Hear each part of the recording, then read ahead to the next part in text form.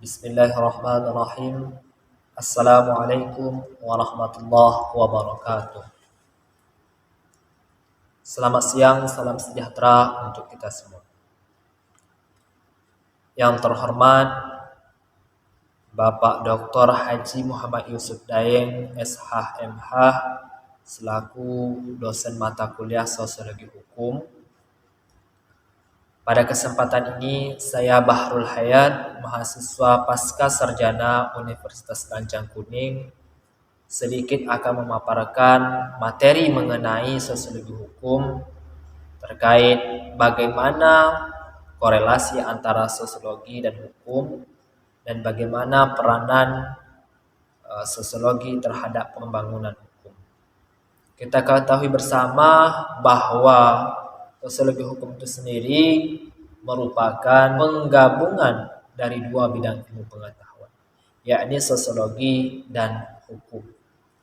Sosiologi itu sendiri merupakan suatu bidang ilmu yang mempelajari tentang kemasyarakatan.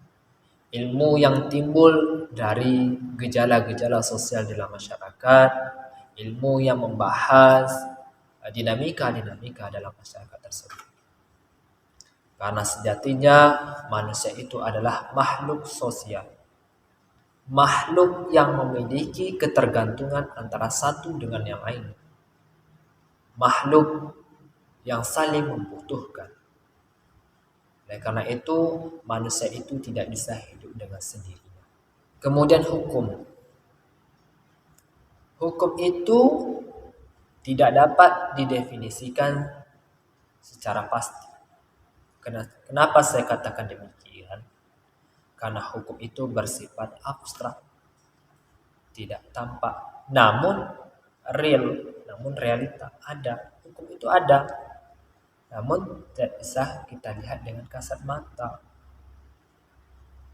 Oleh karena itu banyak para ahli-ahli hukum, banyak tokoh-tokoh hukum yang memiliki pengertian yang berbeda-beda. Mereka mendefinisikan dengan sudut pandang yang berbeda. Mungkin ada yang mengatakan bahwa hukum itu adalah seperangkat norma-norma, kaedah-kaedah. Mungkin ada yang mengatakan hukum itu adalah sumber nilai, ya, yang berasal dari diri sendiri, ya kan? Dan lain sebagainya. Ya.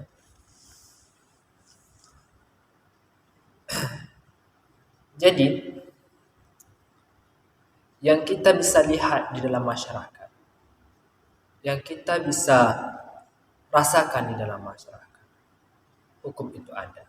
Itu bukan hukum, itu merupakan bagian dari produk hukum. Itu adalah produk hukum yang diaplikasikan dalam masyarakat. Hukum itu sendiri abstrak, tidak tampak. Namun ada hukum itu, ya. Sehingga karena bisa kita lihat dalam masyarakat itu adalah produk hukum, maka dapat kita definisikan bahwa hukum itu sendiri merupakan seperangkat aturan untuk manusia yang dibuat oleh para pejabat-pejabat yang berwenang. Dalam hal ini adalah DPR dan MPR dan disahkan oleh Presiden, kemudian memiliki sifat memaksa, ya kan, dan mempunyai sanksi yang tegas. Itu hukum yang bisa kita pahami saat ini. Nah, pertanyaannya, bagaimana korelasi antara sosiologi dan hukum? Nah, itu dia. Di awal tadi saya katakan bahwa sosiologi itu adalah suatu ilmu yang mempelajari tentang masyarakat. Masyarakat yang mana? Masyarakat yang terdiri dari dua orang atau lebih, yang berawal dari dua orang, dari keluarga, dari tetangga, rukun warga, sampai kelurahan, dan sampai saat ini, sampai di negara maupun dunia. Nah, kita bicara tentang di Indonesia, ya, negara Indonesia. Nah, ilmu yang mempelajari tentang masyarakat. Masyarakat itu ada orang, manusia. Hubungannya apa? Subjek dari hukum itu salah satunya adalah manusia. Manusia itu merupakan subjek hukum. Bagaimana hukum bisa berlaku ketika tidak ada subjek hukum? Tidak akan terbentuknya hukum ketika tidak ada subjek hukum. Siapa yang menjalankan, siapa yang membuat hukum, ya, nah, itu dia. Begitu sebaliknya. Nah, kedua ini saling ketergantungan satu, saling melengkapi. Hukum itu tidak bisa terlaksana apa adanya manusia yang menggerakkan. Nah, jadi itu.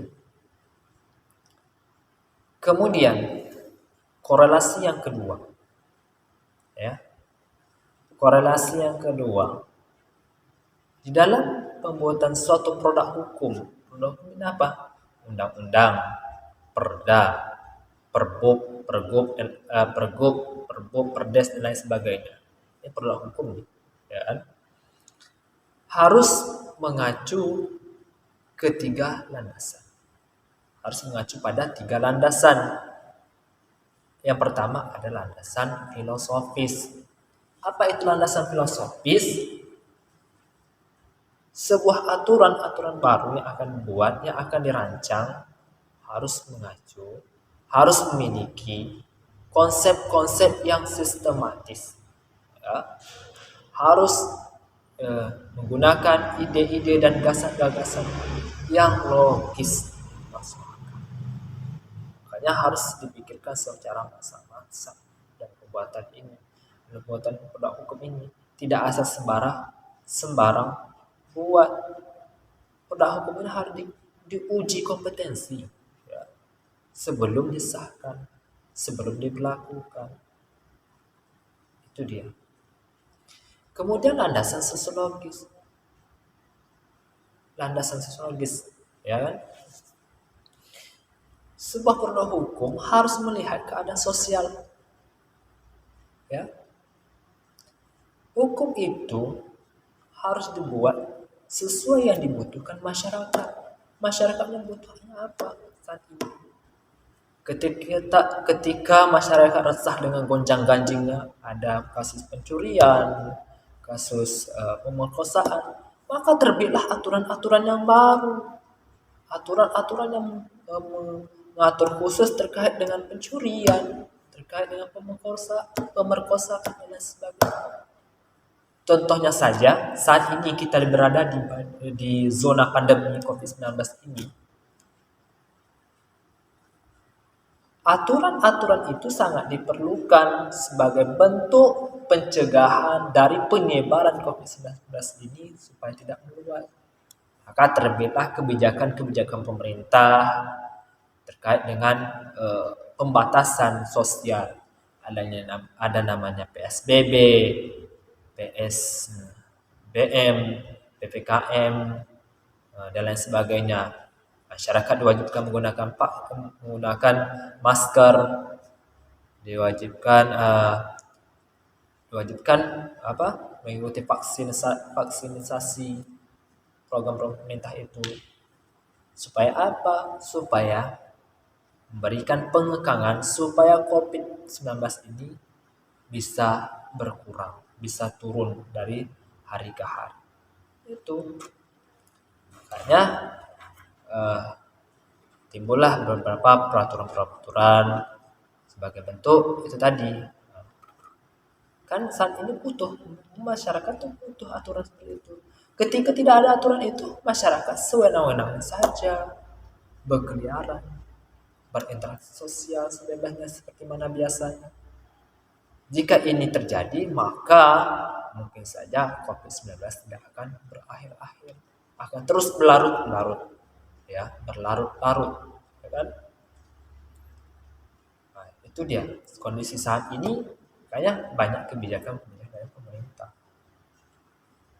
Kemudian yang ketiga yaitu landasan yuridis. Artinya apa? Bahwa produk-produk hukum yang baru ini tidak boleh bertentangan dengan undang-undang atau aturan-aturan yang di atasnya. Perbuk, contohnya Perda Bupati tidak boleh bertentangan dengan aturan Perda Gubernur, ya, Perda pemerintah, peraturan pemerintah. Lebih-lebihnya lagi tidak boleh bertentangan dengan landasan konstitusional kita, Undang-Undang Dasar 1945. Ya. Semua undang-undang kita di sini, semua undang-undang di Indonesia ini, semua peraturan-peraturan produk hukum harus mengacu kepada landasan konstitusional. Berbeda halnya dengan negara Arab Saudi. Mereka, landasan tertinggi mereka adalah Al-Quran dan Sunnah. Apakah bisa diterapkan di Indonesia? Tentunya saja tidak bisa. Karena kondisi masyarakat di sana dan kondisi masyarakat kita di sini berbeda. Karena kita terdiri dari berbagai macam agama, etnis, budaya, dan lain sebagainya. Itu tadi landasan sosiologis tadi kan. Hukum di negara Arab Saudi belum bisa diterapkan di negara Indonesia, ya kan? Begitu juga hukum Indonesia belum bisa diterapkan di negara sana. Itu dia korelasi antara sosiologi dan hukum. Kemudian yang kedua, bagaimana peranan sosiologi terhadap pembangunan hukum, ya. Bagaimana peranannya? Saya mengutip pendapat dari teori hukum menurut Bapak Kusumat Maja. Beliau mengatakan bahwa tujuan hukum itu bukan hanya pada kepastian dan keadilan saja. Sebagaimana kita ketahui bahwa hukum itu adalah menjamin kepastian hukum dan menciptakan keadilan.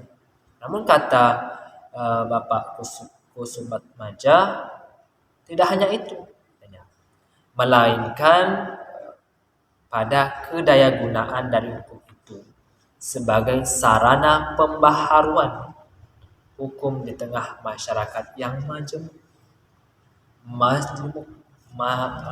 masyarakat yang kultural, masyarakat yang memiliki budaya-budaya yang berbeda, masyarakat yang terdiri dari berbagai etnis, ya kan, yang beragam-ragam, ya kan? Maka perlu adanya pembaharuan hukum. Kira-kira hukum yang lama itu apakah bisa diterapkan saat ini dengan kondisi yang saat sekarang ini? Apalagi kita berada di zona yang katanya kita berada di point zero, ya, atau 4.0, ya kan? Apakah bisa aturan lama mesti bisa dilakukan? Tentunya harus diuji kompetensi lagi undang-undang tersebut, adanya pembaharuan lagi. Kemudian dari tujuan hukum itu sendiri, ya, dengan adanya hukum mungkin pergaulan masyarakat akan lebih tertata dan menjadi petunjuk untuk yang darinya masyarakatnya amburadul, ya kan. Kemudian karena adanya hukum, maka masyarakat bisa tertata, bisa menghargai satu dan yang lain, saling menghormati, ya kan. Tidak ada ketidaksesuaian, justru saling support satu sama lain, ya. Di masyarakat lebih tertata. Kemudian hukum itu sebagai petunjuk, pedoman bagaimana bermasyarakat yang baik, bagaimana menjalin sosial yang baik di dalam masyarakat. Jadi pedomannya adalah aturan tersebut. Kemudian sebagai sarana mewujudkan keadilan sosial sebagaimana yang tercantum dalam pembukaan Undang-Undang Dasar 1945. Itulah tujuan hukum, mewujudkan keadilan sosial. dan sebagai sarana penegak pembangunan, ya kan? Hukum itu perlu dilaksanakan, perlu diedukasikan terhadap dunia-dunia pendidikan. Tidak hanya di lingkungan kampus, tidak hanya di fakultas hukum saja, harus diedukasikan kepada sekolah-sekolah, baik SD, SMP, dan SMA, dan sekolah-sekolah perguruan tinggi yang bukan dari fakultas hukum ataupun jurusan hukum. Ini perlu diedukasikan, perlu diberikan pengetahuan terhadap hukum supaya mereka akan sadar terkait kesadaran hukum mereka supaya lebih teratur, ya kan? Supaya lebih mengerti terhadap keteraturan terhadap undang-undang tersebut. Nah, ketika mereka sudah paham, maka akan terbentuklah masyarakat yang makmur, sejahtera, tertib hukum. Jadi tidak ada lagi ketimpangan sosial tersebut. Makanya perlu pendidikan dini terhadap anak-anak di usia-usia bawah itu perlu dididik terkait mengenai hukum ini, harus diedukasikan. Mungkin untuk pembahasan kali ini mungkin hanya itu yang dapat saya sampaikan terkait materi sosiologi hukum, bagaimana korelasi antara sosiologi hukum dan sosiologi dan hukum, dan bagaimana peranan sosiologi terhadap pembangunan hukum. Mungkin dalam penjelasan saya ini mungkin kurang dapat dipahami ataupun kurang pemahaman, mohon dikoreksi dan dikomentari. Saran dan kritik sangat saya harapkan dari Bapak dosen. Terima kasih atas perhatiannya. Kurang lebih saya mohon maaf. Akhirul kalam. Assalamualaikum warahmatullahi wabarakatuh.